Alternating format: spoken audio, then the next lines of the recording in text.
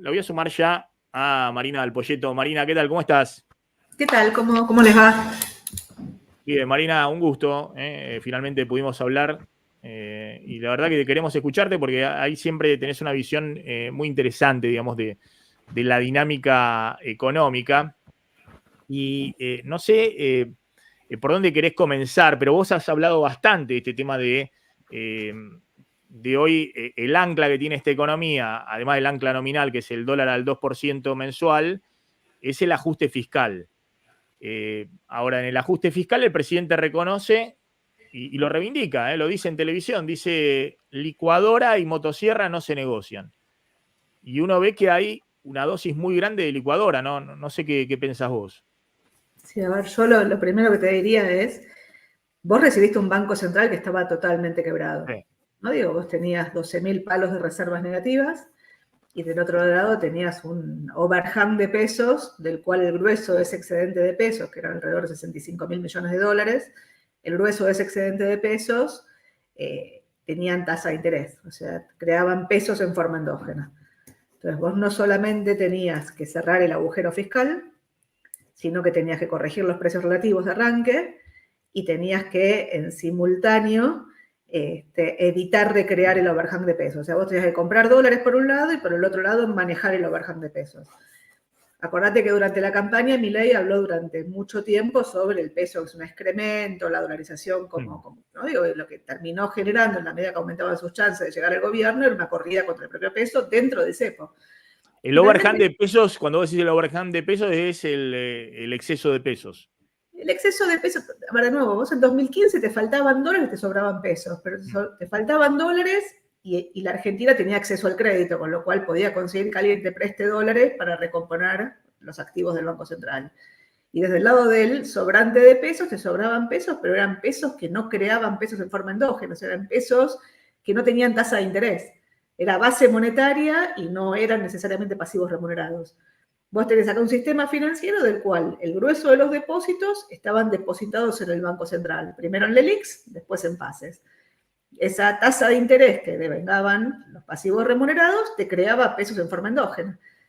Entonces, vos hablaste de la licuadora tiene dos componentes. Tiene un componente que te licúa el stock, que es este overhang de pesos, y un componente que te licúa el flujo, que tiene que ver fundamentalmente con el gasto público y la necesidad de hacer la consolidación fiscal. Entonces, cualquier programa de estabilización, yo decía, lo primero es no poder sacar los controles de capitales de arranque, porque sacar los controles de capitales de arranque va a tener un problema automático. Primero no va a tener techo el dólar, pero va a tener un problema con, digamos, con la corrida, ¿no? Digamos, con la salida del depósito del sistema financiero, o sea, no lo vas a poder sostener. Finalmente, Milei, digo, después de todo el discurso de campaña, fue un programa, yo digo, de shock controlado, ¿no? Digo, devaluó con cepo. Todavía el aumento tarifario, digo, no arrancó, pero digo, devaluó con cepo y te dio una señal muy fuerte de ajuste fiscal y en vez de mantener la tasa de interés, bajó la tasa de interés para acelerar la licuación de los pesos. Pero el programa de alguna forma lo que intenta es, por un lado, comprar dólares y por el otro lado, licuar el stock de pesos, cortando el financiamiento monetario del déficit y manteniendo la tasa de interés, que de nuevo la bajaste a 8,7% contra una inflación que el primer mes te dio 25, el segundo mes te dio 20, el tercer mes te va a dar en la zona de 15.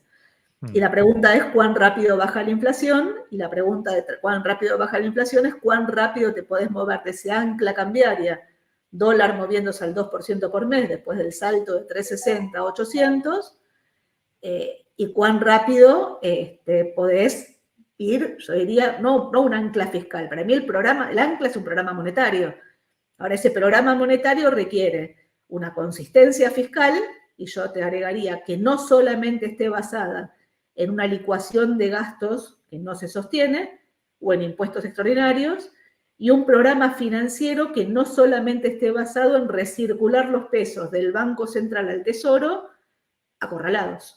Entonces, lo que digo es, la verdad es que sí, el programa económico de alguna forma está funcionando, el programa económico te mejora el balance del Banco Central, pero te lo mejora desde el subsuelo. Vos pasaste del lado de los dólares del subsuelo menos 12 al subsuelo menos 8. Tus reservas eran 12.000 palos negativas, 11.500 millones de dólares negativas.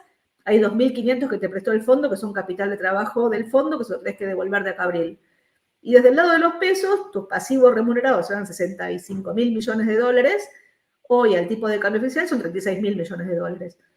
y 2 de cada 3 pesos de los depósitos están depositados en pasivos remunerados del Banco Central. Y te agrego un problema más.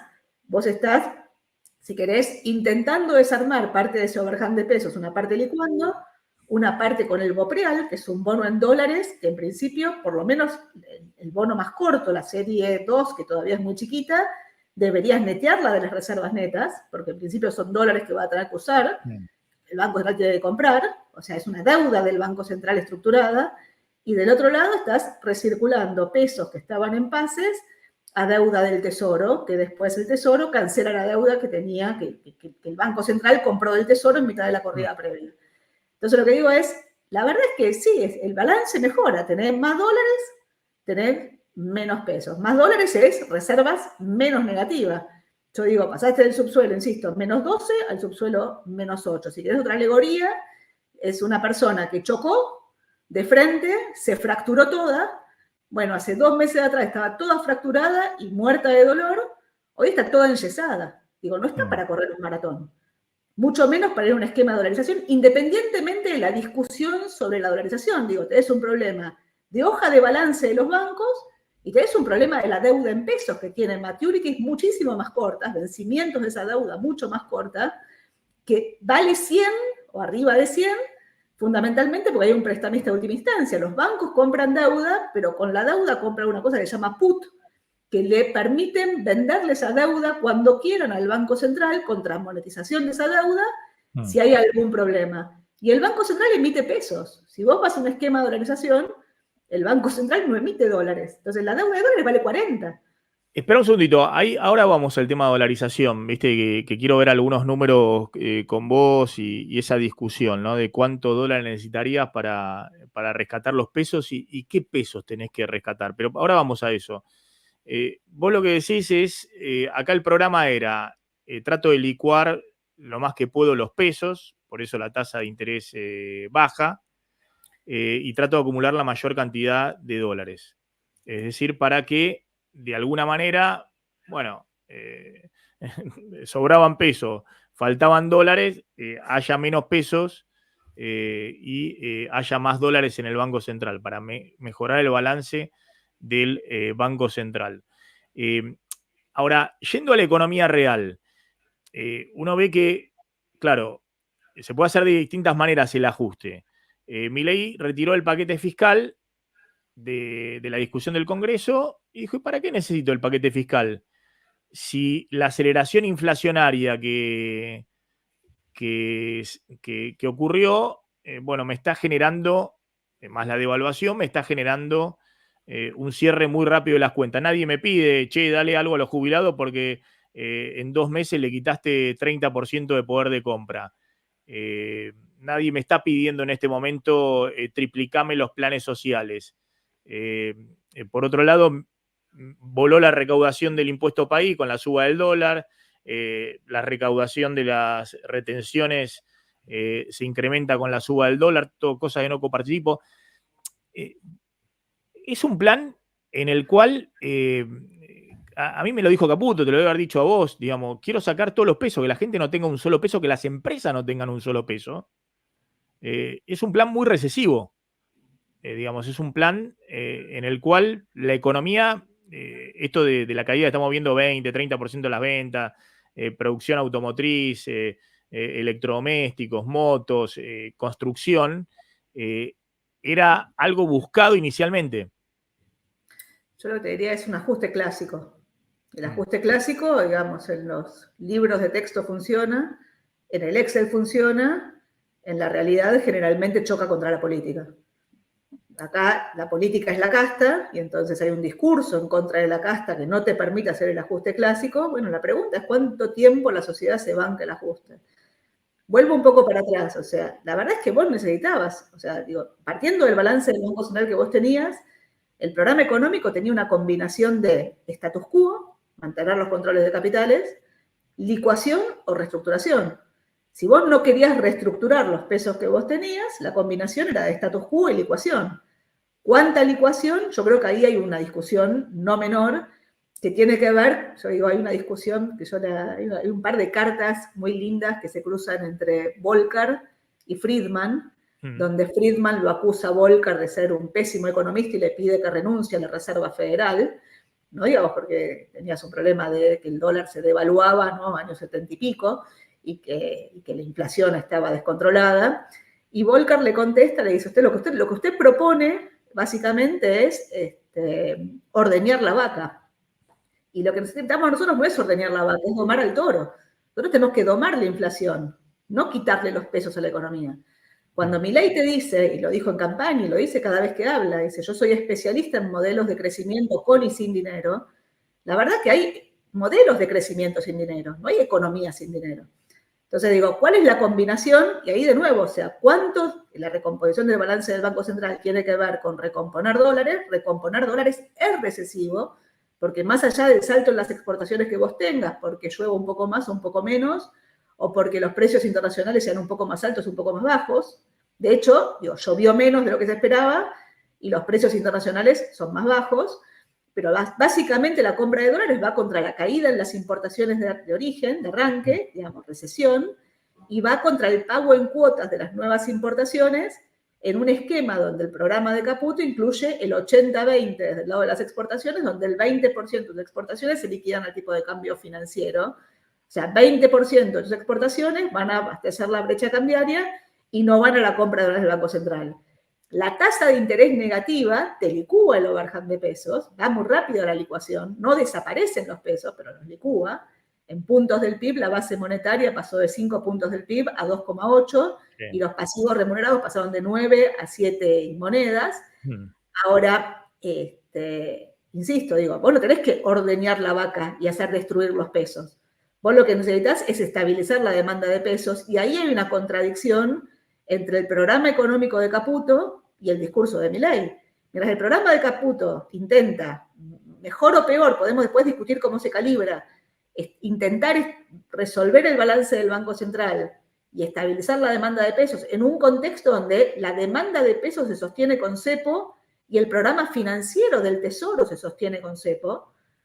Por el otro lado, Milei cada 2x3 da un discurso donde dice estamos cada vez más cerca de la dolarización. Bueno, digo, por ahora es como que el mercado no está escuchando ni a Milei, ni el mercado está escuchando, si querés, el ruido político que hubo detrás de él. Pero, y crees, si querés, en Caputo que te dice no necesitábamos la ley ómnibus, por ahora, digamos, hay como cierto desacople entre el manejo económico y el manejo político. Yo no sé cuánto tiempo se puede mantener desacoplado. A ver, Caputo explicó bien al inicio de su programa, él devaluaba fuerte, subía fuerte el dólar oficial, ponía el ancla nominal de 2%, dice que por lo menos todo febrero, todo marzo, eso no se va a mover porque necesitan que siga la economía mostrando una escalera descendente de la inflación. Mantenía el cepo, de hecho el primer mes no pagaron nada de importaciones, recién ahora lo están liberando secuencialmente para acumular dólares. Mantienen la tasa baja con el cepo para licuar los pesos. Crean el BOPREAL, es decir, una idea de que haya cada vez menos pesos. Crean el BOPREAL con la idea de normalizar la deuda con los importadores, pero al mismo tiempo para que las empresas que tienen muchos pesos, en vez de, no sé, comprarse auto, comprarse camiones, comprarse lo que hacían las empresas en el kirchnerismo, que estaban llenas de pesos, no sabían qué hacer con los pesos, no podían comprar dólar, porque tenían cuestiones cruzadas para ir al MULC, entonces construían un edificio, se compraban una mina en San Juan, es decir, él no quiere que nada de esos pesos vaya a bienes, ya sea consumo o inversión en este momento. Quiere que esos pesos se retiren. Los retira con el BOPREAL, retira pesos también cuando compra dólares el Banco Central y libera todos los precios. Compra dólares, emite pesos. Perdón, emite pesos cuando es la única fuente de emisión de Esa es pesos la que tasa. tiene. La tasa de interés que sigue siendo una emisión positiva, porque la tasa de interés es más baja, es negativa contra la inflación, pero emite pesos. Sí, es la única fuente de emisión de pesos que tiene hoy, la única que quedó abierta es la compra de dólares, pero bueno, es inexorable, digamos, porque necesita comprar dólares y no tiene pesos. de todo lo demás, no hay emisión para financiar al Tesoro, e incluso todos los pesos que por ahí consiguen las emisiones de deuda del Tesoro, una parte de esos pesos los saca de circulación, se los da al Banco Central para cancelar adelantos transitorios. Es decir, está tratando, dice, bueno, la única fuente de emisión de pesos, como vos decís, es cuando compro los dólares. Después, al contrario, absorbo peso por todos lados. Y la tasa. Y bueno, pero la tasa es baja. Negativa, pero digo, emitís pesos por la tasa, digo, el 8% sí, mensual, sí, estás emitiendo sí, pesos sobre un stock de pasivos remunerados de 26, o sea, es más que la compra de dólares. Sí, seguís emitiendo por la tasa de los pases, seguís emitiendo pesos. Pero bueno, en ese esquema, el tema de liberar todo, también de decir, no sé, estaban atrasados, por ejemplo, yo los escuchaba a ellos decir, pero bueno, si subieron 50% un mes los alimentos es porque estaban atrasados. Digamos, como que ellos se cebaron con la idea de que la inflación sea todo lo que pueda ser, digamos, ¿no? Porque eso también les permitía que del otro lado el consumo caiga todo lo que tenga que caer, digamos, ¿no? Con la idea de que tenía que haber un pico inflacionario, que obviamente todo en estos meses cae sobre la cuenta del otro gobierno, y en algún momento va a haber la desinflación. ¿No notás que ha habido un programa, como decís, de ajuste tradicional, pero que ha alentado el tema de la inflación? Porque yo veo lo que pasó en diciembre, y la inflación de diciembre es la suba del dólar, la suba de combustibles, la suba de los alimentos, pero todavía los precios que vos tenías atrasados y tenías que corregir tarifas públicas y demás, todavía no está ahí. Sí, entonces, y hay precios que han subido, que ya habían subido igual o más que la inflación, como los alimentos, que siguieron corriendo todavía más arriba, digamos, ¿no? Ahora, eso no preocupa al gobierno, porque el gobierno dice, bueno, actúa el mercado. Eso significa que va a caer todavía más, lo que están remarcando ahí, va a caer todavía más el consumo, la actividad, y tarde o temprano va a ser mayor la caída de la inflación, si vos no emitís, ¿no? Sí, a ver, vamos de nuevo. Digo. Yo vengo con un triángulo. Yo digo, vos necesitabas la estabilización, necesitabas las reformas, después discutimos si son estas reformas o qué reformas necesitabas, y necesitabas la gobernabilidad. Necesitabas manejar los tres vértices en simultáneo. Los programas de estabilización, que solamente son la estabilización y no tienen gobernabilidad o no tienen cambios en el funcionamiento sistémico de la economía que te aseguren la consolidación fiscal en el tiempo y te aumenten la productividad de manera tal que haya más competencia, digo, no funcionaron. El único programa de estabilización del 75 para acá que funcionó fue la convertibilidad. Ninguno otro antes. El plan austral duró un año cuando la consolidación fiscal desapareció por las propias presiones inflacionarias que te generó la puja distributiva. ¿No? Entonces arrancamos ahí. Vos tenías que cambiar precios relativos. Tu esquema de precios relativos tenías precios de bienes que son ridículamente caros, tenías precios de tarifas que eran ridículamente baratas y tenías ingresos que se estaban pulverizando contra la inflación. Vos lo mostraste al principio cómo se venían pulverizando contra la inflación. Desde 2018 en adelante, te diría. Sí. Ahora, para cambiar precios, vos sabés, digo, la inflación es un promedio de precios. Digo, si todos los precios suben, la inflación sube. O sea, vos lo que necesitas es cambiar los precios relativos, necesitas que si suben los precios de las tarifas, los precios de los bienes bajen. Porque si no, tu única variable de ajuste son los ingresos, vos decís, está bueno que bajen los ingresos porque la gente consume menos y entonces el ajuste clásico es mejor. Bueno, es malthusiano el esquema. O sea, vas a mandar a la mitad de los jubilados al muere, vas a mandar a la mitad de los trabajadores informales y algunos formales al muere. Y de nuevo, ¿cuál es tu eje de gobernabilidad? O sea, hay un punto donde el ajuste no se sostiene en términos políticos, o no se sostiene en democracia, digo, primera discusión. Entonces, vos lo que necesitabas es que los precios de los bienes bajen. Vos dijiste, vos devaluaste y los precios de los bienes subieron. Siempre con una devaluación suben los precios de los bienes. La pregunta es, ¿qué es lo que pasa con la demanda? Si la demanda convalida esos precios o no los convalida.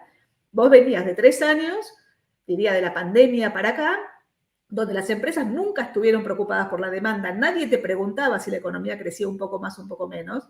Lo único que importaba era la inflación, la nominalidad, y cómo se ordenaba la nominalidad, qué pasaba con el dólar oficial, el financiero, la tasa de interés y qué pasaba con la inflación. Esa era la única pregunta.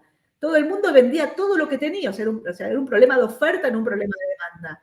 Hoy te está transformando en un problema de demanda y lo que estás viendo con la moderación de la inflación es las empresas no venden, son las caídas que reflejabas vos en las ventas de los distintos sectores, obviamente, digamos, mezclados con la elasticidad que tenga cada sector.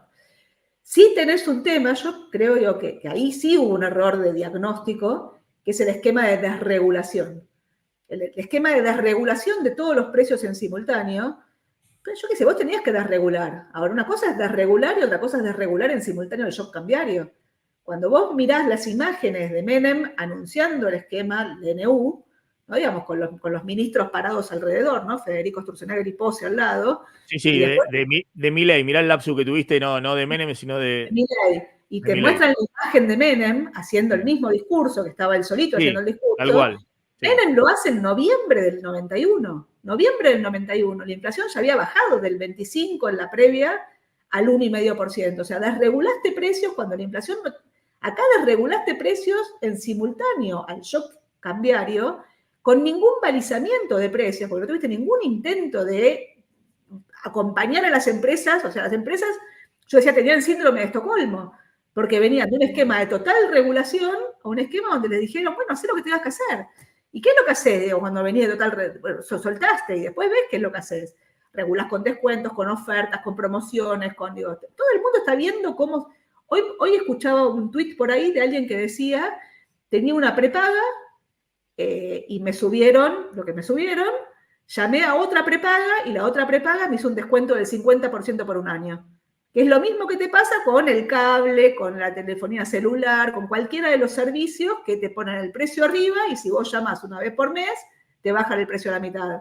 Ahora, le bajan el precio a la mitad al joven que todas las prepagas quieren. Claro, no, las prepagas es complicado, pero es un mercado... Bueno, pero es un mercado que tiene que estar regulado, o sea, digamos, al es viejo... un mercado, perdón por la palabra, con fallas de mercado.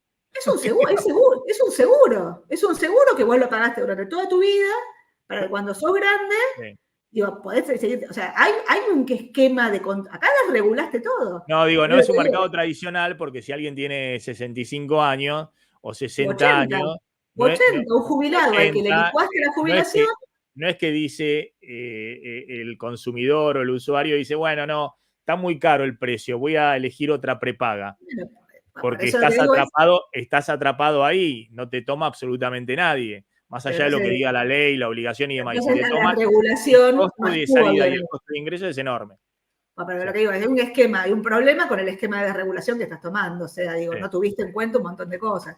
Después podemos seguir, o sea, digo... Mira, en enero, vos lo viste también en tus mediciones, hay aumentos, no sé, café molido 70%, todo el tema de higiene y tocador 50% promedio, 55%, 60%, 45% y demás, ¿no? Está en el listado del INDEC. Uno dice, bueno, eran sectores que estaban con los acuerdos de, no sé, precio cuidado, no sé cómo se llaman, precio justo y demás.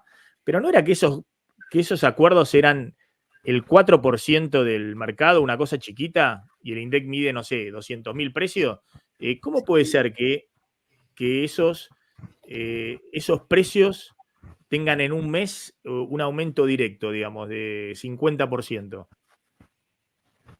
A ver, digo, de nuevo, acá sinceraste un precio básico en la economía, que es el dólar. Es el dólar, sí. Y todo el mundo reaccionó con su precio en función de su estructura. No, pero por eso, traspasó como en la época de Massa, como si no hubiera ningún balizamiento de nada, digamos. Toda la inflación... No hubo ningún intento de balizar, no hubo ningún intento de política de ingresos, no hubo ningún intento de nada y le metiste un shock desregulatorio en simultáneo. Ahora, se supone que la recesión te debería moderar estos precios. Yo insisto, digamos, mientras vos no tengas algún esquema que te obliga a tener precios fair para todo el mundo, la verdad es que el índice de precios va a reflejar muchísimo menos. O sea, vos estás en un contexto donde nadie tiene la menor idea de cuánto valen las cosas. Vos podés ir y comprar un alfajor en un kiosco, caminar una cuadra y comprar el mismo alfajor en otro kiosco y te cuesta el doble. ¿Y por qué? Yo qué sé por qué. Porque sí, digo, con el mismo proveedor, con el, yo qué sé, el mismo costo, la misma... Pero lo que digo es, ahí tenés un problema. Ahora, tu pregunta respecto a la recesión es, los esquemas de baja, los esquemas de estabilización de arranque son recesivos. No, dejan de ser recesivos en el momento en que el ancla es creíble y aparecen, si querés, los ahorros, o empiezan las oportunidades o de inversión o de consumo.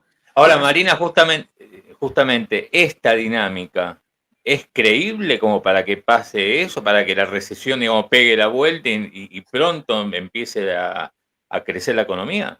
A ver, tenés más signos de preguntas que respuestas. O sea, yo insisto, digo, la estabilización, las reformas, la gobernabilidad.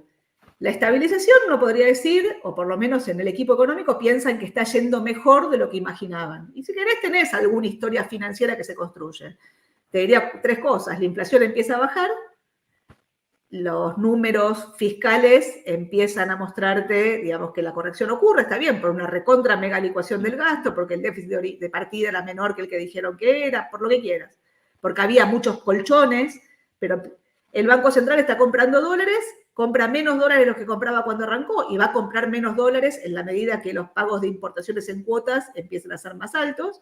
Estás pagando hoy el 25, el mes que viene vas a pagar el 50, después el 75, después el 100% de las importaciones, y ahí vas a comprar menos dólares, pero por ahora estás comprando dólares, los números fiscales aparecen bien, la inflación empieza a bajar, la brecha está medianamente contenida, por un lado. Por otro lado, tenés un despelote político, digo, y si querés, yo el otro día, creo que lo conversábamos, Cristina con la 125 juntó del mismo lado del mostrador a la sociedad rural con la Federación Agraria, ¿no? Ahora, la sociedad rural y la Federación Agraria, que durante muchos años no conversaban, tenían agendas totalmente distintas, se juntaron y armaron la mesa de enlace. Y la mesa de enlace se convirtió en un actor político.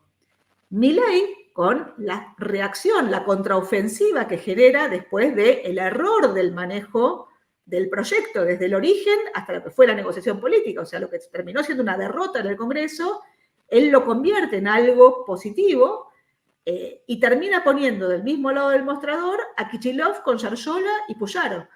Ahora, Yarlora y Puyaro no quieren estar en la misma mesa con Kicillof, o sea, vos no armaste la Liga de Gobernadores hoy. Si la vas a armar en 2 meses, no sé. Yo lo que digo es, hoy está el desprestigio de la clase política, donde para los que están de este lado del mostrador, que les digan que están del otro, genera un despelote fenomenal. O sea, todavía Milei tiene, en términos políticos, caudal político que le permitiría generar algún grado de negociación que le permitiría, yo digo, pasar por el Congreso algunas de las reformas que necesita para que la estabilización funcione en el tiempo. Ahora, vos me decís, ¿lo está consiguiendo? Yo qué sé, no sé para dónde va a disparar esto. ¿Cómo termina esto? O sea, sin política, o sea, la política y la economía no pueden ir por 2 carriles distintos. Y acá están intentando ir por 2 carriles distintos. Cuando van por 2 carriles distintos, en algún momento, ¿viste? O la política se acopla o la economía se acopla. Si la política no se acopla, digo, es la economía la que va a terminar chocando. Al mismo tiempo, si vos vas yo digo, tomaste la ruta que va la Quiaca, intentando ir un plan de estabilización que estabilice la demanda de pesos, resolviendo un poco el balance del Banco Central, y está yendo para ahí. Con más ajuste, menos ajuste, podemos discutirlo, pero está yendo para la Quiaca. Ahora, Milei cada 2 minutos te dice, estamos cada vez más cerca de Ushuaia, y vos me decís, ¿me estás tomando el pelo? Digo, ¿para dónde vamos? ¿Vamos para la Quiaca o para Ushuaia? Ahora, tengo una por eso, pregunta porque Milei dice que estamos a tiro eso de la dolarización, ¿no? El tema es cómo haces para, digamos, cómo cumple eso si vos estás diciendo que las reservas siguen siendo negativas, un poco menos que antes, pero siguen siendo negativas. Bueno, ya también dijo que este año no va a ser, que puede ser el que viene, y también acordate de Néstor Kirchner cuando te decía, escuchen, miren lo que hago, no lo que digo. Ahora, es un poco esquizofrénico, digamos, el doble discurso sistemático. O sea, hoy de alguna forma el mercado le sigue creyendo a Caputo. Que Caputo tiene, de nuevo, podemos discutir el esquema de estabilización, pero en principio es un shock controlado. Yo puedo no estar de acuerdo con algunas cosas de cómo se calibró, pero es un shock controlado con una consolidación fiscal de prepo, y con un intento de manejar un programa monetario que es extraordinariamente rígido. La base monetaria quieta desde diciembre hasta hoy, digo, 2,5 puntos del producto, yo qué sé, digo, para una economía con el nivel de informalidad que tiene la Argentina, digo, va a crujir. Es mucha recesión, mucha recesión. Ahora, Marina, mira, justo, a ver, esto, una cosa así estaban viendo en algunos bancos que me pasaron, ¿no? De un competidor tuyo.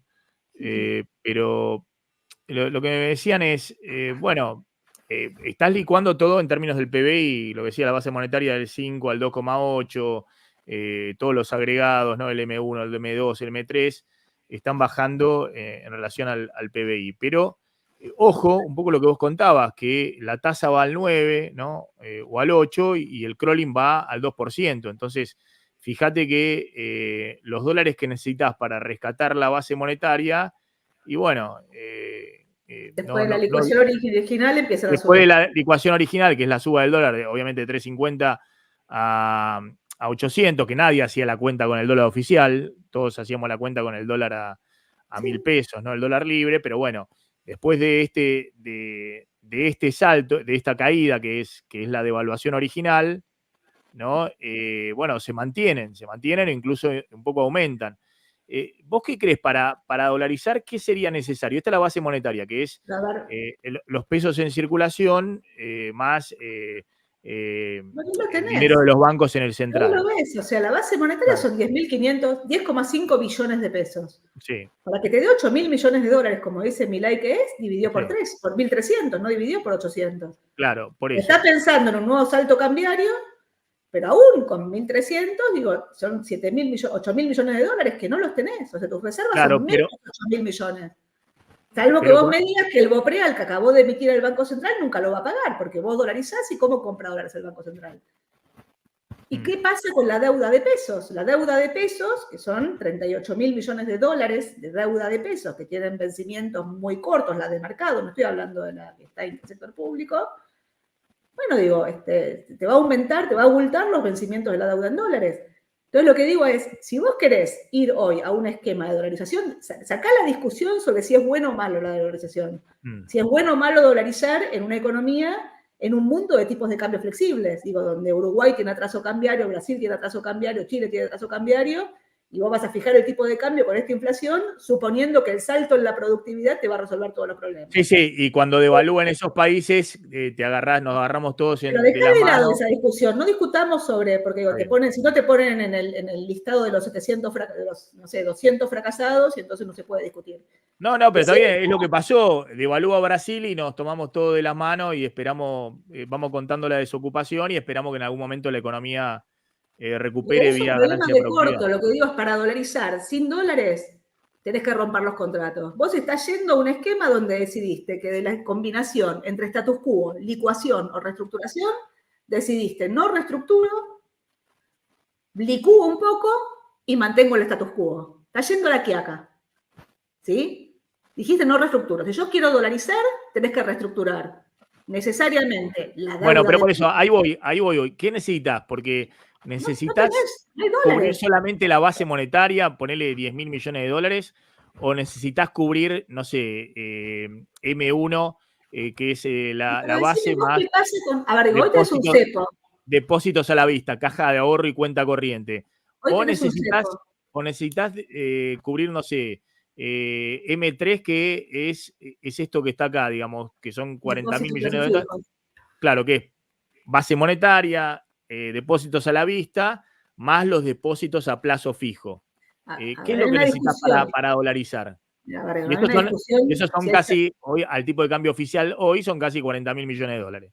Bueno, vos acordate que la convertibilidad termina volando por los aires porque el respaldo de la convertibilidad era fundamentalmente la base monetaria con reservas, no tenías un respaldo sobre los depósitos.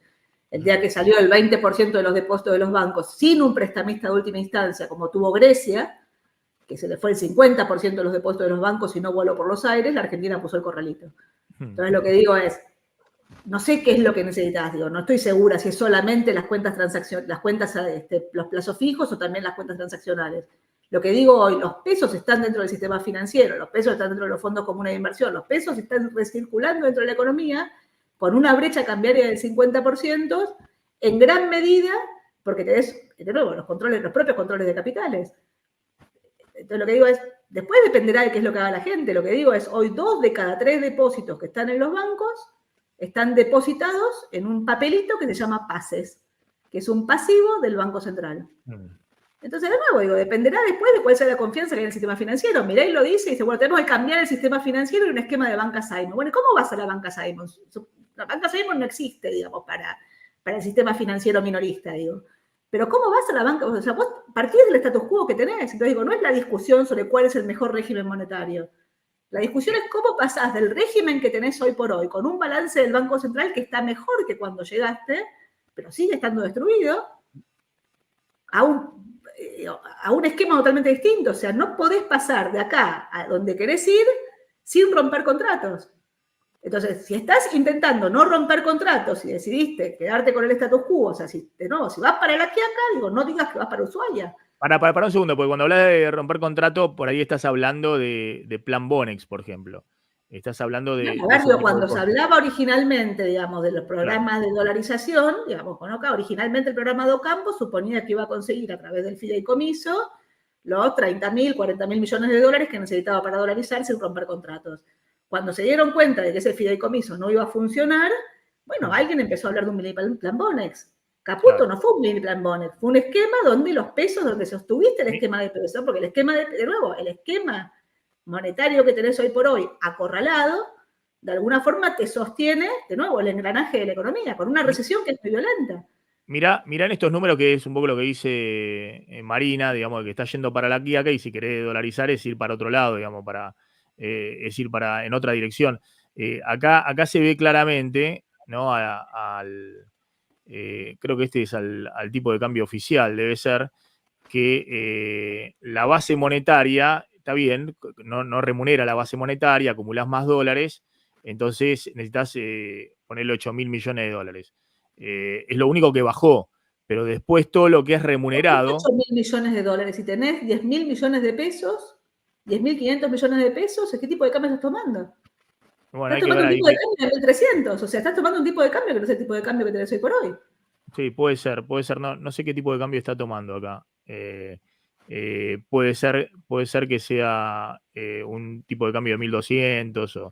Pero bueno, de todas maneras, fíjate después el resto de los agregados. ¿Dónde está haciendo la brecha eso? ¿Cómo? Lo debe estar haciendo el tipo de cambio financiero, a la brecha, digo. Un poco más bajo, me parece, ¿no? Pero el resto de los agregados en dólares aumentaron porque remuneran. Y remuneran... No, lo debe estar haciendo al tipo de cambio oficial. Me parece que, bueno, que por ahí la cuenta no es exacta. A vos te da 10.000. Son 10.500 millones de pesos, 10,5 millones de pesos. 10.000 millones de dólares te da. 10.500 millones. 10,5 millones de pesos y de 830 te da 12.000 palos. 12.000 palos, bueno. Sí. Está bien, pero el resto, si vos lo tomaras a dólar oficial, aumenta, digamos, porque el resto va remunerando en pesos al 8 o 9% y el dólar oficial va al 2%. Entonces. Después de la licuación original, ¿no? Digo, después de la licuación previa. No, después de la original. Sí. Después de la adecuación original. Entonces, la pregunta es cuánto necesitas. Si necesitas ponerle, vos decís, si lo tomás al oficial, 12.000 millones de dólares, que no los tienen porque a vos te da que hoy están en cuánto, reservas netas negativas de cuánto. De 1.500 palos la estadística, pero tenés 2.500 palos que son pagos que tenés que hacer al fondo de acá a abril. Sí. 8.000, ponele, no sé, ponés 8.000 negativas. No tenés reservas, tenés 0 reservas. Y además tenés 8.000. Pero acá de nuevo, lo preal tenés que pagarlo. Positivas. ¿Cómo va a pagar el Banco Central un bono en dólares si no tiene un mercado cambiario que le permita al Banco Central comprar los dólares? ¿Cuál es el programa financiero del Banco Central si dolariza? Si no hay, a mí lo que no me queda... el Banco Central, ¿cuánto vale el BOPREAL? Sí, a mí lo que no me queda claro es si para dolarizar, además de la base monetaria, es decir, los pesos en circulación más los pesos de los bancos en el Banco Central, o si querés, de las cuentas a la vista más la base monetaria, no me queda claro cuánto de los depósitos a plazo fijo que vos convertís necesitas que estén los dólares, porque por ahí necesitas... Si la gente se los quiere llevar o no. Y claro, pero por ahí necesitas... Si preguntás qué hacen con un depósito, si lo pueden llevar a otro lado. Pero por ahí necesitas 50% o 40% como una especie de encaje, como existe hoy. Y que, de nuevo, no todos los depósitos, sino tener los dólares de, no sé, un encaje de los depósitos que convertiste en dólares, para que si la gente se quiere llevar, no sé, el 30% de los depósitos en dólares convertidos a dólares, vayan y los dólares estén. En la convertibilidad se fue el 20% de los depósitos y no tenían los dólares. Y bueno, pero no estaba, pero la cobertura no era de los depósitos. No, está bien, pero lo que digo, la contracción monetaria fue violentísima, o sea, y si querés del otro lado, el otro problema que tenés es la deuda de pesos. O sea, vos el año que viene tenés que acceder al ¿Cómo mercado de crédito. convertirse? Yo creo que ese es el problema también muy grande, porque ahí, no sé si viste Steve Forbes. Sí. Steve Forbes, no es Steve Jobs que se estuvo comunicando por teléfono conmigo hace un rato. Un chiste interno en base a un meme por el más allá, sí, claro. Claro, no, sí, dice que lo estaba acariciando a Conan, Steve Jobs. Pero no, Steve Forbes salió y dijo, Milei tiene que dolarizar ya, porque si no va a perder el momento y demás. Y dice, no se preocupe, es una cuenta, es un registro contable. Los depósitos en pesos lo denomina en dólares a un tipo de cambio, y la deuda es un registro contable. Agarra y lo denomina en dólares, todo lo que tiene en pesos lo denomina en dólares y dolarizó. Claro, entonces el vencimiento, no sé, de los bonos, nombrame alguno de los bonos en pesos que vencen los próximos 6 meses, ¿qué haces? Obviamente tenés que reestructurar todo porque no tenés los dólares para pagarle, obviamente, el tenedor de ese bono cuando llegue el vencimiento. Pero Maxi, es un tema adicional. A ver, digo, la deuda de dólares vale menos de 40. La deuda de pesos vale 100. Claro, la deuda de pesos vale la paridad fundamentalmente porque hay un prestamista de última instancia. Entonces, la deuda de pesos es mucho más chica, es la mitad de la deuda de dólares, la de mercado. Pero la concentración de vencimiento de la deuda de pesos es muchísimo más corta. Sí, entonces, sí, tenés que hacerle una quita a la deuda de pesos, si no. Pero además no está yendo para ahí. De nuevo, el programa económico de Caputo no está yendo por ahí. ¿Para dónde está yendo? ¿Para dónde está yendo para vos? Estás intentando recomponer el balance del Banco Central que te dejaron quebrado. O sea, la herencia era complicadísima. Tenías 12.000 palos negativos en las reservas y tenías el overhang de pesos que creaba pesos en forma endógena a la tasa de interés que tenías previa, al 11% mensual. Estabas emitiendo 2,6 billones de pesos endógenos todos los meses por los pasivos remunerados. O sea, tenías una situación de partida que era complicadísima. Con una tasa de inflación. Marina, pero todo eso, disculpa, pero ¿dónde desemboca? Digamos, el plan Caputo versus el plan Milei. ¿Dónde desemboca? Si vos estás totalmente quebrado, ¿viste? Hace 2 meses chocaste de frente, te rompiste todos los huesos, ¿viste? Y te enyesan, estás mejor que hace 2 meses cuando estabas adentro del auto todo quebrado. Estás mejor, yo qué sé, tus huesos están mejor, estás enyesado. No podés correr una maratón. O sea, de nuevo, no hay un programa económico. Ahí dice Guillermo, la licuadora es para el Banco Central. La licuadora sí es para el ahorrista en plazo fijo y demás para el Banco Central. Pero también es para el jubilado. También es para el pensionado. Para lo que tratamos al principio, stocks y cobra la UH. ¿Cómo no va a ser licuadora eso? Es una licuadora fenomenal.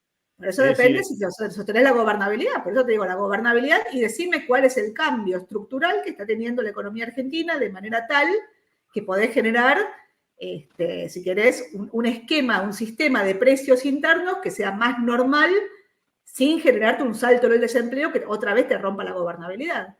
Y ahí arrancamos, digamos. Vos tenés un esquema de reformas estructurales donde, no sé, Tierra del Fuego sigue intacto. A ver, lo que digo, si querés aumentar la productividad, digo, no, los precios de los bienes tienen que bajar. Bueno, ¿qué pasó con los precios de las computadoras, los teléfonos, los aires acondicionados? Todo para arriba. Pará. El otro día ponían en Frávega una publicidad de un iPhone, creo que era el 15 Pro Max, 4.999.000. Y decían, oferta, descuento, 2.999.000. ¿Vos viste algún negocio que te haga $2.000 de descuento? Digamos, imagínate, cazan en el zoológico. Bueno, pero por eso, todo el sistema de 5 palos. Un iPhone que en Estados Unidos vale $1.100. Te lo ponían en 5 palos, 5 millones de pesos, y después te lo dejaban a 2.999.000, 3 millones. Una locura. Y después te lo dejan pagar en 3 cuotas, con una tasa de inflación del 5%. Ahora, Marina, mientras nosotros hablamos, tenés otra vez a los dólares financieros bajando fuerte, al blue otra vez ya más cerca de los 1.000 que de los 1.200. Entonces digo, el mercado, ¿qué es lo que está leyendo? Que finalmente aquello que se suponía que era, bueno, con una inflación que 20 en enero, 15 en febrero, no sé, 14 en marzo, iba a haber una nueva devaluación. Digo, que eso no va a ocurrir.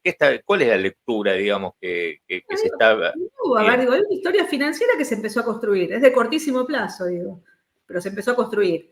Hay algunos temas regulatorios que te explican que esté cayendo digamos, los dólares financieros. Pero más allá de eso, digo, de nuevo, la primera es la tasa de inflación, que era 25,5 en diciembre, digo, te dio 26 en enero, febrero está en la zona de 15, y la pregunta es cuán rápido baja. Es cierto que en febrero pateaste para adelante aumentos de tarifas, gas, algo de electricidad, y el aumento de transporte no lo tuviste el primero del mes, lo tuviste más adelante. Pero digo, la inflación empieza a descender, incluso más rápido de las proyecciones que manejaba el propio Ministerio de Economía.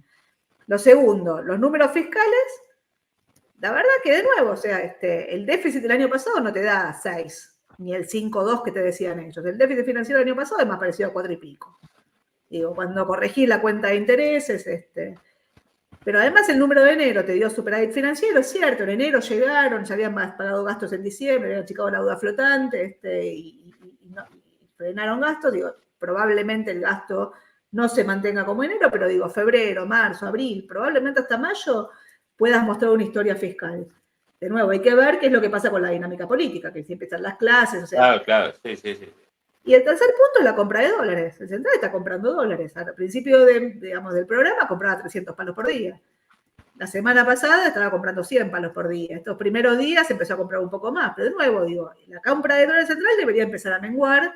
El déficit fiscal, de nuevo, vamos a ver cómo se maneja frente a las presiones políticas que aparecen. Pero digo, empezaste a construir una historia donde la expectativa de que el crawling te lo muevan mañana, digo, no está, o sea, siempre 2 meses más adelante. En algún momento el crawling tiene que converger a la inflación, y la tasa de interés tiene que converger a la inflación. Ese es el esquema, digamos, y el mejor escenario posible es que la tasa de inflación, que arrancó el año pasado en 6 y terminó en 25,5, arranque este año en 26 y termine el año en 5, y que la inflación en el año te dé 200. Y que la economía caiga, no sé, 3,5, y cuando la normalizás por la recuperación de la cosecha te dé 5. O sea, es el escenario óptimo, digamos, el mejor de los casos, que es lo que te puede salir. A partir de ahí empieza a ponerle todos los peros. ¿Qué es lo que pasa si la inflación lo traspié? Te falta todo el aumento de los aumentos tarifarios, te falta la reacción de la sociedad frente a los aumentos tarifarios. Por ahora, de nuevo, digo, la reacción de la sociedad, digo, yo qué sé, digo, yo digo, hay que mirar 6 cosas. 1 es la dinámica de la inflación, 2 es la paritaria. Por ahora, digo, no tenés una escalada en las paritarias, digo, tenés algunas que intentan indexar, algunas, la mayor parte intentan indexar, pero digo, no tenés paritarias que están yendo muy por arriba de la inflación, tenés algunas que incluso van por debajo de la inflación. La reacción social frente al ajuste, que es muy inflacionario y muy recesivo, qué es lo que pasa con la compra de dólares, qué es lo que pasa con los números fiscales. Y para mí hay un punto 6 que tiene que ver con la política. Digamos, ¿hasta cuándo Milei puede convertir con una contraofensiva una derrota política en un activo? Yo qué sé, yo hablo con politólogos, con muchos, de distintas extracciones, más a la derecha, más a la izquierda. Lucio Buberman, que es el que trabaja con nosotros, y todo el mundo te dice es imposible. Pero... Ahora, vos sabés, Marina... Una cosa, Maxi, perdón. Y así como cuando hablas con los politólogos, y las empresas, justamente, digamos que las empresas mayoritariamente, digamos, respaldan. ¿Hasta dónde la caída del nivel de actividad? Porque digo, no es lo mismo que la caída del nivel de actividad dure un trimestre, 2 trimestres, o que sea el esquema para siempre. O sea, la pregunta es, de nuevo, ¿cómo sigue comprando dólares el Banco Central, que pasó del piso -12 al piso -8? Cuando las importaciones que hoy se pagan en cuotas se empiecen a pagar al contado. O sea, en mayo vas a pagar el 100% de tus importaciones. Si el atraso cambiario se te concreta, bueno, yo qué sé, va a haber más demanda de importaciones. O sea, la verdad es que de nuevo, la recomposición del balance del Banco Central se está haciendo fundamentalmente a costa de una recesión que es muy violenta. Por eso lo que digo, el ajuste es un ajuste clásico. La pregunta es si el ajuste clásico que uno en los libros o en el Excel te funciona, puede funcionar en la realidad. El otro día la Nata me preguntaba, dice, ¿puede en democracia hacerse ese tipo de ajuste? Yo qué sé, digo. Sí, no, de hecho los gobernadores salieron, o están saliendo, mejor dicho, a plantear amparos, digamos, judiciales, ¿no? Por Bien, el tema de las transferencias. Pero Milei es una contraofensiva, porque entonces cuando, digo, no sé, un gobernador te dice no puedo pagar, me sacaste el subsidio al transporte, no puedo, no, digamos, y Milei te dice, ¿sabes qué? Te doy ideas. Los tuiteros le dan ideas a Yarlora de dónde puede sacar la plata para poder pagar el subsidio al transporte o para poder pagarle a los docentes. Digo, entonces lo que digo es una guerra de narrativas. Y éramos pocos, ¿no? Digo, y apareció Cristina en el medio. Entonces lo que digo es, Argentina no discute, o sea, discute narrativas. En el medio de un programa económico, que insisto, uno te puede gustar más o menos cómo está calibrado, pero en el fondo es un shock controlado que intenta recapitalizar el balance del Banco Central y que la inflación baje. Digo, en algún momento vas a requerir construir un ancla que no sea el tipo de cambio. Si se tenés el tipo de cambio como ancla con una inflación, aunque desacelere, bueno, en algún momento va a tener un problema.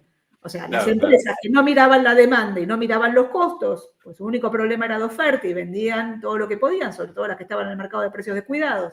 Y las que estaban en el mercado de precios cuidados, su único objetivo era pelearse con el regulador para que le dejen subir un poco más. Bueno, ahí están mirando los costos y están mirando la demanda. O sea, y por el lado del empleo, las empresas con las que vos habitualmente tenés relación, digamos, están dispuestas a bancar, porque digamos, hay una cuestión de contención social muy grande, que es el empleo aún en un esquema de caída del poder adquisitivo. Y por el lado del empleo, ¿vos qué referencia tenés de las empresas? ¿Qué escuchás? A verlo de nuevo, los programas de estabilización funcionan, digamos, cuando te aumenta la productividad. Para que te aumente la productividad, digo, el desempleo te va a subir.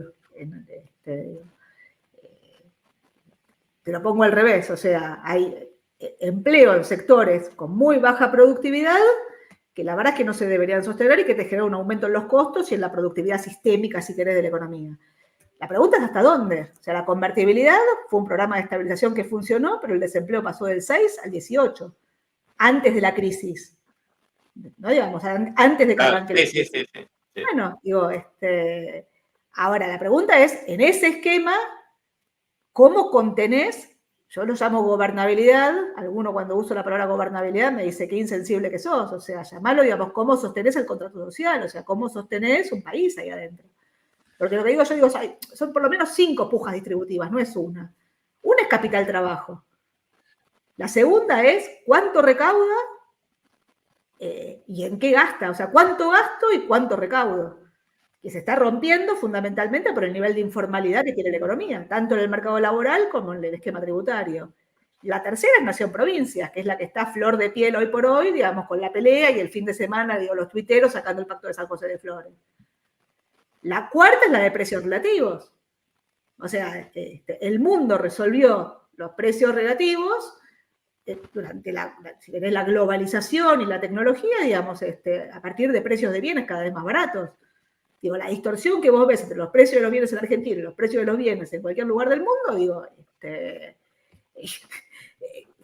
obviamente te hace la productividad sistémica. Y la quinta es la intergeneracional. Argentina tiene un problema con la intergeneracional, activos pasivos, en un país donde, como dice siempre Fanelli, el bono demográfico, ¿cómo se llama? Todavía está bien, está alto. O sea, Argentina, digo, tiene un problema con el sistema previsional, porque pasamos de un sistema contributivo a uno solidario, uno contributivo a uno solidario. Vamos y venimos, en el medio generamos deudas, y después volamos por los aires. Ahora, con el nivel de informalidad que tiene la economía argentina, no lo vas a resolver. Y entonces vuelvo al DNU y al proyecto de ley. El proyecto de ley incluyó los fondos fiduciarios, que los fondos fiduciarios los podrías haber manejado con un DNU. Y el DNU incluyó la reforma laboral, que no se podía manejar por DNU. Entonces, lo que digo, vos necesitabas una priorización, un establecimiento de prioridades, y necesitabas manejo parlamentario. No hubo ni ordenamiento de prioridades ni manejo parlamentario. Entonces vos decís, bueno, viene la contraofensiva, entonces narrativa.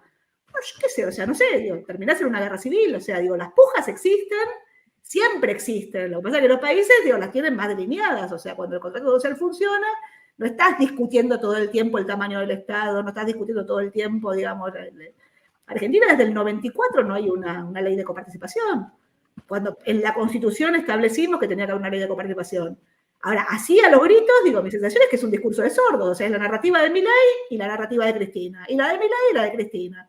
Y estás de un lado o estás del otro. Y cualquiera que esté en el medio te ponen de un lado. A mí me ponen de los dos lados. O sea, hay gente que me pone de un lado y gente que me pone del otro. Decir, bueno, no, pero Milei está cebado con el tema de los traidores y la casta.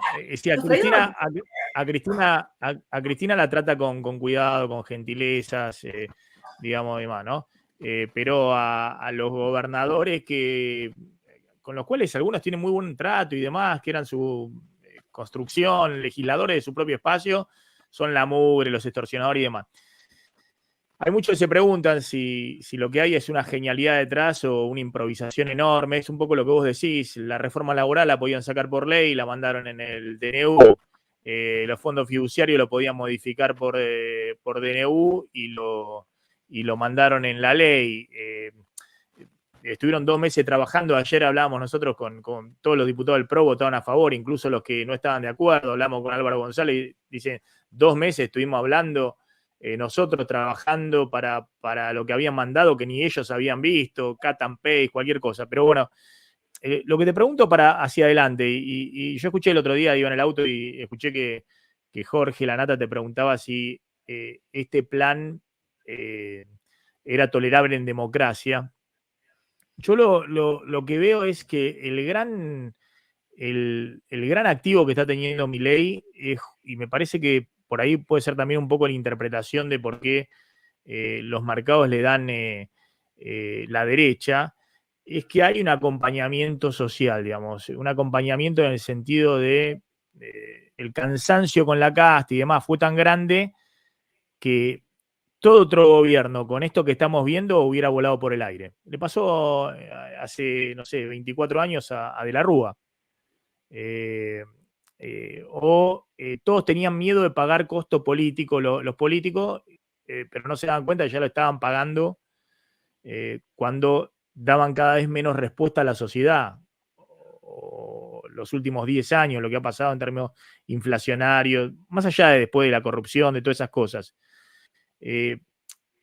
Vos ves que ahí está la clave de ver cuánto, si pueden llegar al otro lado del río, digamos, si esta recesión se transita sin una disparada muy grande de la desocupación y sin, digamos, una crisis social que te lleve a cambiar el rumbo. ¿Vos crees que si mantienen el timón hay algo después a la otra orilla? Digamos, a partir de, no sé, abril, mayo, junio, cuando entre la cosecha gruesa? A ver, yo espero que haya algo, insisto, digo, el eje de la gobernabilidad es un eje tan importante como el de la estabilización y el eje de las reformas, o sea, están las 3 cosas, ¿viste? Si no, no se sostiene. O sea, el triángulo es equilátero, ¿viste? No es un triángulo. Y mi sensación es que acá estás yendo por 2 carriles distintos. Ojalá vaya bien, ojalá funcione, porque el ajuste permanente es intolerable para la sociedad, y de nuevo, así como la sociedad se corre a la derecha, se puede correr para el otro lado. O sea, viste, la sociedad argentina en el 89 te pedía bajame la inflación, y en el 2001 te pedía que te bajes el desempleo, y se olvidó de la inflación. O sea, de hecho volvimos a regenerar la inflación, y de hecho hoy estamos discutiendo la solución a la inflación que falló en los 90, digamos, cuando termina volando por los aires la convertibilidad. Con niveles de empleo todavía elevados. Hoy los niveles de empleo son bajos, los de empleo son muy altos, claro, los desempleos son muy bajos. O sea, la Argentina, digo, tiene baja productividad, pero tiene bajo desempleo. Y alta inflación, o sea, el esquema no se sostiene. El esquema tal cual está no se sostiene. O sea, vos requerís un cambio. La pregunta es, de nuevo, requerís liderazgos para el cambio. Este tipo de liderazgos, hoy leí una nota de Pablo Garchunov y leí una frase para él, la voy a buscar porque me pareció fantástica. La separé, la iba a leer, sí, porque está picante. Es muy buena, pero dice, un dogmático no es aquel que tiene ideas radicales, sino aquel que cree factible trasladarlas a la realidad sin ninguna transacción con esa realidad. ¿Viste? Milei sistemáticamente dice que la diferencia entre la locura y la genialidad es el éxito, ¿no? Sí. Citando a Einstein. La frase original dice que la diferencia entre la locura y la genialidad son los límites. Vos te tirás una pileta, ¿viste? Yo qué sé, Charly García se tiró, ¿viste? De un piso alto, tiró una pileta, estaba llena, calculó, estaba llena, yo qué sé, digo, un delirio, pero digo, no se mató, digo, tirate una pileta vacía, a ver cómo terminás. Sí, pero sí, digo, pero eso era locura, digamos, porque todos lo aplaudieron, pero bueno, pero lo que digo es compleja, la sociedad es compleja, para mí estamos jugando, la política en general jugó por juego, la política jugó al desprestigio en general, y Milei, digo, tiene una capacidad, digamos, que cual digamos, ¿no? Persona creyente, tiene capacidad para decidir quién es casta y quién es no casta. ¿Viste? Entonces te toco, vos sos casta y vos no sos casta. Y si decís algo incompatible, te mando del otro lado. Bueno, digo, hoy lo está haciendo. Obviamente el gobierno es corporativo. Digo, hay cosas que se tocan y hay cosas que no se tocan, que hacen a la productividad sistémica. Yo qué sé, digo, la verdad es que ojalá funcione. Sí, una cosa es el discurso. Yo lo que digo, Milei ha hecho un curso acelerado de casta desde el 2013 que lo veía Massa, que ha hablado con los gobernadores, que armó listas con parte del peronismo, que lo financiaron de acá, que lo financiaron de allá, que acordó con Jaldo, que negoció con los gobernadores poner el de Lancel, Secretaría de Minería.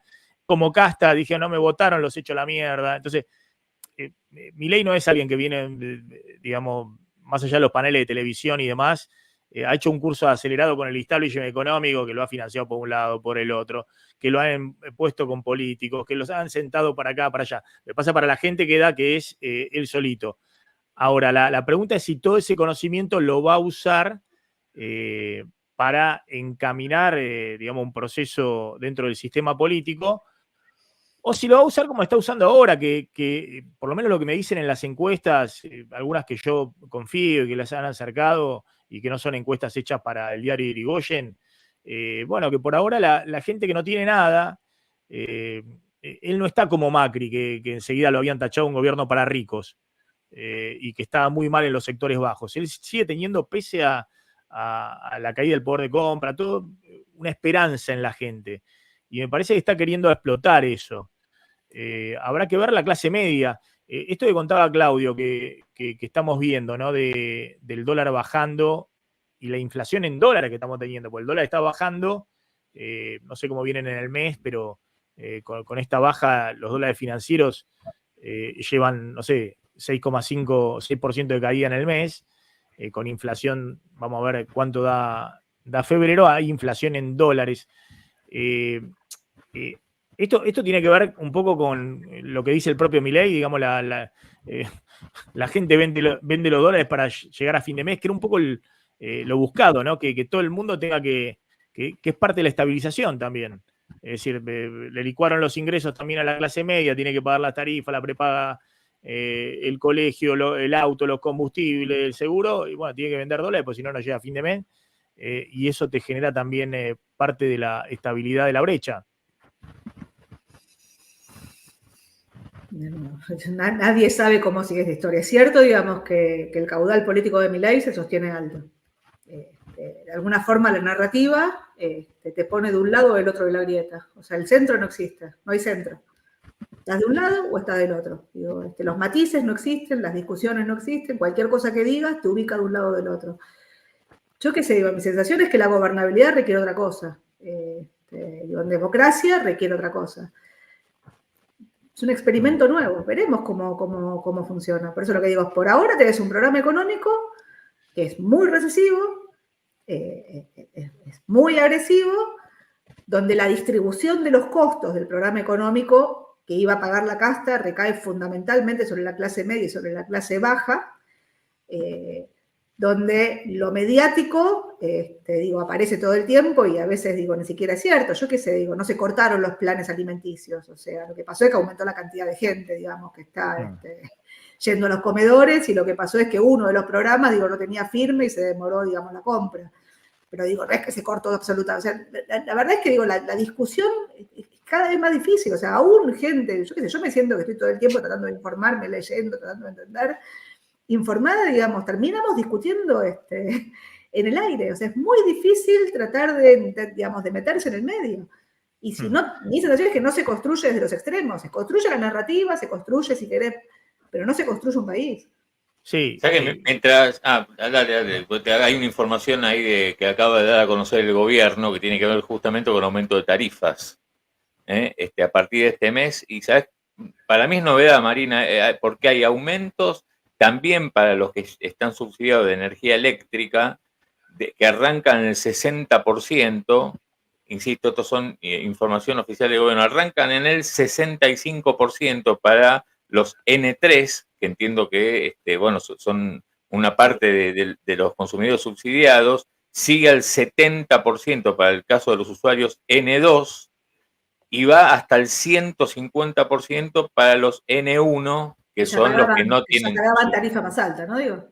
Claro. Entonces digo, acá, por lo que vos decías al comienzo, hay un cambio, ¿no? Porque en principio el gobierno había pospuesto y no había dado fecha de incremento de tarifas, sí para los que no reciben subsidios, pero había pospuesto aumentos para los que mantenían los subsidios. Pero está diciendo que a partir de este mes tenés incremento de entre 65 y 150%.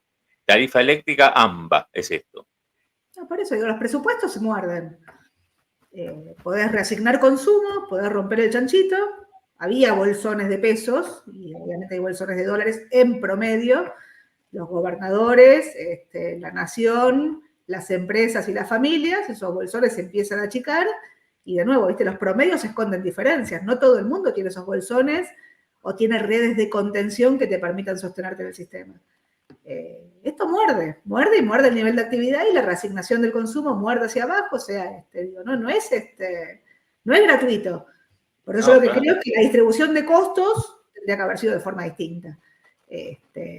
Más allá, digamos, del ajuste clásico. O sea, acá, soltaste eso. O sea, soltaste suponiendo de nuevo que los monopolios no existen, las fallas de mercado no existen, y no venís de un esquema donde todo el mundo, digamos, maximizó todos los desarbitrajes hasta el final, ¿viste? Hasta el infinito. Sí, no, y un poco también lo que contás, depende de cuánto aguanta, ¿no? Porque la clase media vende los dólares y demás, pero bueno. Promedio. No todos tienen dólares, no todos tienen Claro, pero de la clase media baja para abajo no tiene colchón, no tiene resguardo, ¿no? Vos contabas el caso de tu mamá, creo que era el tema de la jubilación, de lo que le significa pagar la prepaga. Yo lo que contaba es que en 2015, con una jubilación mínima, sí, y con una jubilación que era, no sé, 1,7 veces la mínima, o sea, tenía 2,7 jubilaciones más o menos, sí, pagaba con una jubilación, pagaba las expensas y pagaba la obra social, la prepaga. Sí. Hoy, con la suma de las dos, no le alcanza para pagar la prepaga. Para pagar la prepaga, sí. Entonces lo que digo es, o tenés ahorros o tenés hijos. Sí, que tienen algún ahorro. Una persona que tienen algún ahorro que venden. Sí. O tenés hijos que tienen alguna capacidad de ayudarte. Sí. Entonces lo que digo es muy... Y para las clases medias, digo, o sea, cuando dije eso, alguien me dijo, bueno, ¿y qué pasa con...? O sea, como diciendo, hablás solamente de las clases medias, o hablaba, yo qué sé, digo, la verdad que cada uno tiene su propia problemática. Digo, yo cuento este ejemplo que me parece como que es muy claro cómo muerde el presupuesto. O sea, cuando uno habla de salario real, cuánto cae en términos reales, no se magnifica. O sea, acá muerde el presupuesto. Muerde el presupuesto los costos de los servicios. Entonces, de nuevo, aparece esto, llamás por teléfono a la prepaga y a otra y te hacen un descuento del 50%. Llamás por teléfono a tu propio cable y te hacen un descuento del, no sé. El otro día llamé por teléfono yo no llamé, llamó a alguien de la oficina, digamos, para el teléfono celular, 70% de descuento. Entonces, ¿cuáles son los precios? ¿Cuál es el sistema de precios? El esquema de subsidios cruzados, del que paga pleno al que paga una parte.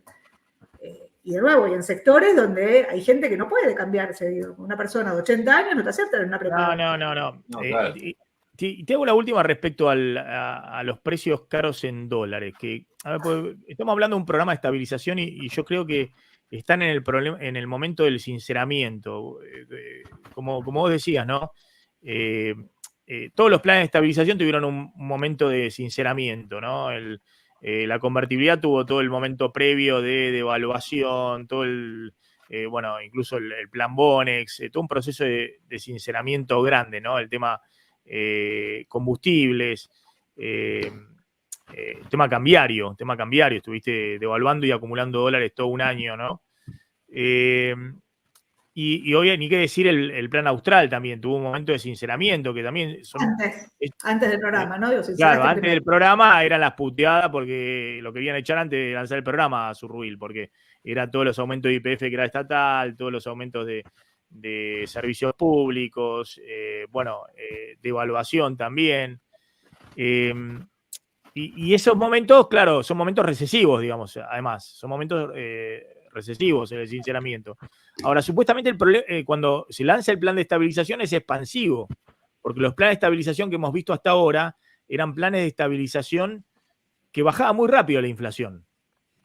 Es decir, en 3-4 meses ya estabas en una inflación sustancialmente más baja. Yo siempre cuento lo del Austral, que pasaste, no sé, 25% de inflación que tenía el mes previo a junio. Con ancla Claro. cambiaria y tarifaria. Claro. Y anclaste el tipo de cambio, anclaste las tarifas, pauta salarial, todo. Y en 3 meses, de junio a agosto, ya en agosto la había bajado al 6%. ¿Te acordás que está en el libro de Juan Carlos Torre que lloran Machinea y Zurrubil porque la inflación había bajado al 6%, no lo podían creer, o 6 o 5, no lo podían creer, y se ponen a llorar, dice Torre. Y ahí tenían la elección y ganaban la elección del 85. Es decir, todo muy rápido. Entonces, acá estamos viendo... Tengo un solo comentario sobre eso, ¿no? Sí. Digo, parte de la expansión posterior tuvo que ver con el desanclaje fiscal que terminaste teniendo. O sea, lo que digo es, el ancla... Pero ya en ese momento se empezó a aflojar lo fiscal. Y empezaste a aflojar un poco, sí, empezaste a aflojar. O sea, el ancla diste inflacionaria aumento se de sostiene, salariales un poquito más. Exactamente, por eso tienes que mover el ancla cambiaria.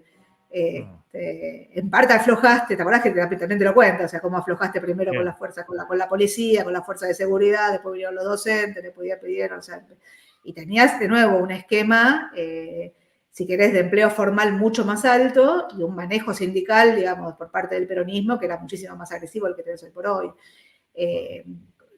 Hoy la verdad que lo que estás viendo es... Este es un plan de sinceramiento. Hoy estás en el sinceramiento, ¿no? En el sinceramiento. Un poco más que sinceramiento, porque tenés un programa fiscal y monetario que es muy contractivo. Esto es parecido, si querés, al plan de Macri, déficit cero, crecimiento cero de la cantidad de dinero. Y ya tiraste el ancla del 2%, tiraste el ancla del dólar. La diferencia que ahí tenías el dólar que flotaba entre bandas y tenías un esquema de competencia política que te generaba huida de los mercados, sobre todo después de las PASO. Y la otra diferencia es que tu tasa de interés era muy positiva. Era muy positiva. O sea, acá todavía tenés tasa de interés negativa. Entonces lo que digo es una política fiscal que es muy contractiva, una política de ingresos que es recontra contractiva, una política monetaria que desde el punto de vista de la contracción de los agregados monetarios es muy contractiva, pero desde el punto de vista de la tasa de interés es muy expansiva. Entonces, de nuevo, ¿cuál es tu objetivo? ¿Tu objetivo es destruir el overhang de pesos? Vuelvo al principio. ¿O tu objetivo es estabilizar la demanda de pesos? Para estabilizar la demanda de pesos, tu programa monetario tiene que ser creíble. Y el programa monetario requiere un programa fiscal que sea sostenible en el tiempo. De nuevo, por eso falla la convertibilidad. Y un programa financiero que en algún momento no requiera del cepo. Y vos lo que estás haciendo acá es acelerando, si querés, el financiamiento de la compra de bonos en pesos por parte de los bancos, a los que les estás dando el put, que eventualmente es el seguro que tienen los bancos, por si necesitan la liquidez de vender el bono al Banco Central, digo, monetizar. Ahí hay alguien en el chat que mira, voy a bloquear porque dice, la pregunta es, ¿quieres que le vaya bien a Milei? A mí me parece que no, Maxi. ¿Cómo uno no va a querer que le vaya bien a Milei? Porque no es Milei. Milei es una circunstancia, es un inquilino de la Casa Rosada como han sido Macri, Cristina, todo lo que vinieron antes y van a venir otros. Entonces, ¿cómo uno no va a querer? Porque lo que estamos contando es lo que le está pasando a la gente. Si a Milei le va mal, porque se pasó de rosca, porque sigue en el Twitter y no funciona esto, porque tiene que volver a devaluar, la gente la va a pasar muy mal, más allá de lo que pase con Milei. ¿Qué importa que lo que le pasa a Milei? Entonces, obviamente, Marina, desde el primer momento está diciendo, nosotros lo decimos todo el tiempo, ahora estamos viendo respecto a cuáles son los riesgos y demás. Algunos dicen que estás demasiado optimista respecto a que defendés el plan Caput. Otros dicen, yo les digo, traten de pensar, a ver si se entiende lo que estamos hablando. Hay mucha incertidumbre, pues para adelante. Pero bueno, hay algunas cosas. Yo pienso que si la gente se lo banca, si la calle aguanta, si la política no explota, y bueno, y por ahí funciona, la inflación va a bajar. la cosecha la vamos a tener. Es decir, en el medio, bueno, habrá que verlo los que queden totalmente afuera, ¿no? Porque, como decíamos, una cosa es la clase media que saca unos dólares y paga los gastos, otra cosa es la gente no puede comer. El ajuste que estamos viendo, la disparada de precio de los alimentos, la licuación de no solamente de jubilaciones, también planes sociales, AUH, es muy, muy grande. Ahora, bueno, si la calle lo aguanta, en algún momento puede haber y podremos estar discutiendo otras cosas. No sé, es un poco esa la discusión que estamos teniendo. A mí algo que me hace ruido, Marina, y volviendo, y te dejo, y con esto te dejo, porque la verdad que te agradezco, hicimos una charla a full, larga en el stream, es el tema, ¿por qué nos volvimos tan rápido caros en dólares? Porque eso tiene que ocurrir cuando tenés un plan de, ya estabilizaste, estás exitoso. Ahí me decían unos amigos que estuvieron hace un mes, hace 20 días en España, y en España, en Madrid, y estarán 10% más caro que la Argentina, o 20%, no más de 20% más caro que Argentina. Es más, el Big Mac, todo eso igual. Mismo precio que la Argentina en dólares. La ropa más barata sin duda, comprar ahí, sacando la ropa de marca, muchísimo más barata y muy buena ropa. Entonces, a mí eso un poco me hace ruido, porque digo, che, estamos encareciéndonos en dólares como si fuéramos España, y tenemos, no sé, salarios en dólares que es la quinta parte o en euros que es la quinta parte de un madrileño. Algo está pasando. Bueno, esa es la recesión que tenemos. Pero... Sí, a ver, 2 o 3 cosas, digo, la primera es, vos anclás un precio y los demás siguen de largo, digo, en ese precio te vuelves caro. El dólar oficial corre al 2 y el dólar financiero, digo, había tocado 1.200 y pico claro, en la previa pero elección. Si no entran dólares de algún lado, estamos en un problema, porque si nos volvimos de nuevo caro en dólares... de nuevo, vos tenés que tener un aumento en la productividad. El aumento de la productividad no es inmediato.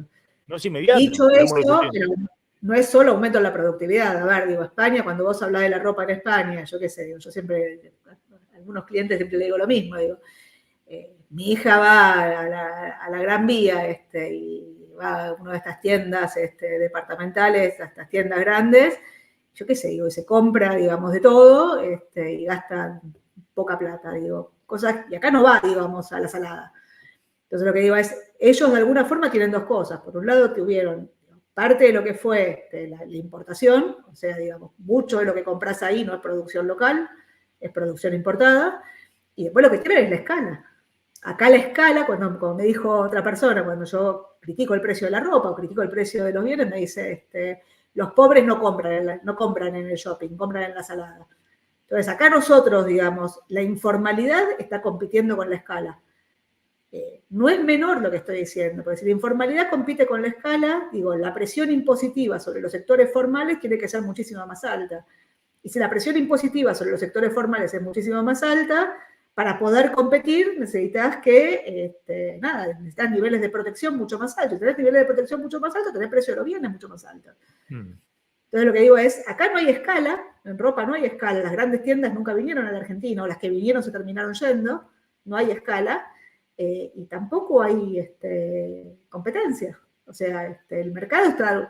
Y lo digo con eso y lo puedo decir con otro tipo de bienes. O sea, en Argentina son caros los neumáticos, son caros los autos, son caros los bienes, son caros. Sí, sí, los celulares, las computadoras, dicho eso, cuando vos mirás, yo pongo siempre el mismo ejemplo, vos mirás la inflación... Sí, pero lo que me sorprendía es que también es caro el supermercado, ¿viste? Es decir, y bueno, pero de nuevo, es que no el dólar vale lo mismo mucho más caro. En un supermercado en Madrid no está mucho más caro.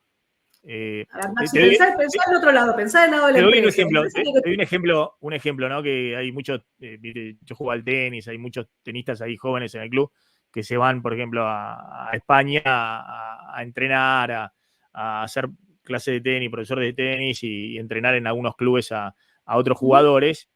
Y claro, los pibes se van, más allá del alojamiento, que es todo un tema, ¿viste? En España, en Europa. Pero por ahí te cobran una clase 40 euros, algunos llegan a cobrar hasta 50 euros la clase, y con esa clase, con una o con 2 horas seguro de una clase que ellos cobraron, se hacen en la semana del supermercado. Y en cambio acá están cobrando, no sé, 5.000 pesos. Con 2 horas no compran ni... No, acá la pregunta... Un sándwich y una coca. Pero Marina, pero ¿cómo puede ser esto, no? Un poco el precio del arroz, de los fideos, de las pastas secas comunes, digamos, cuestan en dólares, incluso más caro acá o parecido a un supermercado en España. Pensalo desde el lado de los costos de una empresa local. Una empresa local tiene los costos asociados a la productividad sistémica que tiene la Argentina. Y tiene que fijar precios en un contexto inflacionario como el que tiene la Argentina, donde no tenés la menor idea de las cantidades, no tenés la menor idea de cuál es la nominalidad que viene hacia adelante. Contratan consultoras que tratan de proyectarlo, pero lo que digo es el nivel de incertidumbre sobre el cual vos fijas precios es altísimo. ¿Cómo haces para fijar un precio que te lo van a pagar en un mes o en 2 meses? O sea, la verdad que lo que haces es remarcar por arriba, o sea, digo, la incertidumbre sobre el propio escenario económico te genera márgenes más altos. La verdad que los márgenes habían sido muy altos durante el modelo anterior, o sea, el modelo anterior, un modelo sigue siendo de brechas, pero el modelo, digamos, post-pandemia, 2021, 22, 23, era un modelo donde vos tenías brechas, yo digo brecha de tasa de interés, ¿no? Tasa de interés de pesos muy negativa, tasa de interés de dólares muy positiva, sobre todo para el soberano, las provincias y menos para las empresas, que las empresas eran bastante competitivas. Tenías brecha cambiaria, ¿no? Digo, que llegó a ser 170, 200%, y tenías brecha de precios. Si vos eras una empresa, digo, de hecho hoy lo seguís siendo, o sea que hoy tenés un tema de caída en la demanda, que podía tomar pesos baratos en el mercado, comprarle dólares baratos al Banco Central, y si después podías vender en el mercado de precios descuidados, digo, los márgenes eran gigantescos. Ahora, frente a los márgenes que tenías, ahora tenés varias variables. Tenés, por un lado, la recesión, que en algunos casos empieza a morder sobre tus costos fijos, o sea, no es lo mismo. Y por el otro lado, lo que tenés es la dinámica de los costos. Entonces, mira la dinámica de los costos, insumos básicos, el papel, el cartón, la chapa, el PET, ¿no? Digo, el plástico, el aluminio. Bueno, decime qué pasó con los precios de los insumos básicos en Argentina. O sea, nadie se preocupó durante los últimos años por la productividad en Argentina. Si podías finalmente vender al precio que quisieras, al mercado que había, limitado por la oferta que vos tenías. Bueno, o sea, cambiaste de régimen, o sea, pasaste de un régimen al otro. Este no es un régimen todavía, estás intentando cambiar de régimen. Sí, otro problema distinto al de inflación, ¿no? Los niveles de precios son muy elevados. Es un tema de niveles de precio, pero de nuevo, y además muchísima dispersión de precios. Cuando vos comprás algo yo digo, vas a un lugar, comprás algo y te dicen, vale, no sé, 2.000. Vas a otro lugar y vale 4.000. O sea, bueno, lo compro el de 2.000. Cuando lo compraste el de 2.000, el tipo que te lo vendió a 2.000, después cuando tiene que recomprar, digamos, está vendiendo por debajo de su costo de reposición. ¿Cuál es el costo de reposición en un contexto donde la inflación corre al 20% mensual con la dispersión de precios que tenés atrás? Entonces, lo que digo es muy difícil operar en contextos como, o sea, de nuevo, digo, los retornos han sido muy altos, hoy estás cambiando de régimen, la recesión está mordiendo, digamos, los balances, hay muchísima incertidumbre, pero el otro día vino un alemán de una empresa textil, no importa, en Alemania, y cuando terminamos la charla decía, la verdad, dice, yo he trabajado en Alemania, trabajé en Estados Unidos, trabajé en Inglaterra, trabajé en España, me dice, no me imagino trabajar con una tasa de... Cuando traté de explicar, digamos, la situación actual, se rascaba la cabeza, o sea, es dificilísimo entender cómo se opera en Argentina. Ahora, de nuevo, digo, los que operan en Argentina están acostumbrados a operar en Argentina, buscan todos los desarbitrajes y por momentos les va bárbaro, ¿viste? Y por momentos se funden. Y en el medio tenés el mercado laboral, digo. Totalmente. Marina, gracias. Muchas gracias por haberte sumado al stream de Hora Play. Ya está llegando Javier Calvo con su programa. Así que un gusto. Igualmente, gracias. Muy buena repercusión. Mucha gente conectada en los dos canales, en Hora Play y Plan M Máximo Montenegro. Gracias, Marina. Adiós, chao. Un beso.